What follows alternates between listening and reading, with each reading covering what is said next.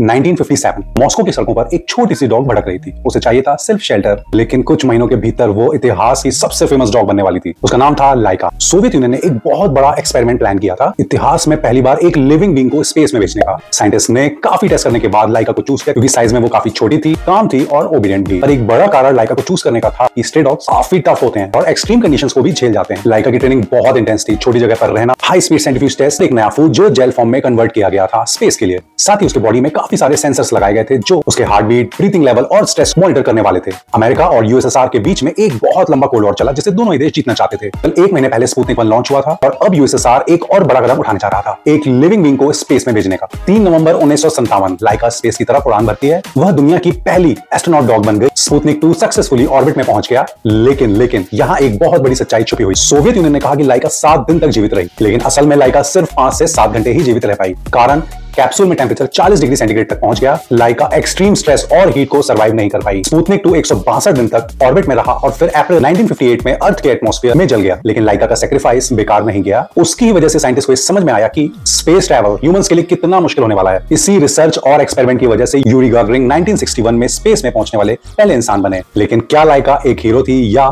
सिर्फ पावर और पॉलिटिक्स के चक्कर में उस बेचारी की बलि दे दी गई? शायद कहीं ना कहीं वो अब भी सितारों के बीच दौड़ रही है। इस तरह के और जानकारी से भरपूर और कौतूहल बढ़ाने वाले वीडियोस के लिए प्लीज फॉलो मी।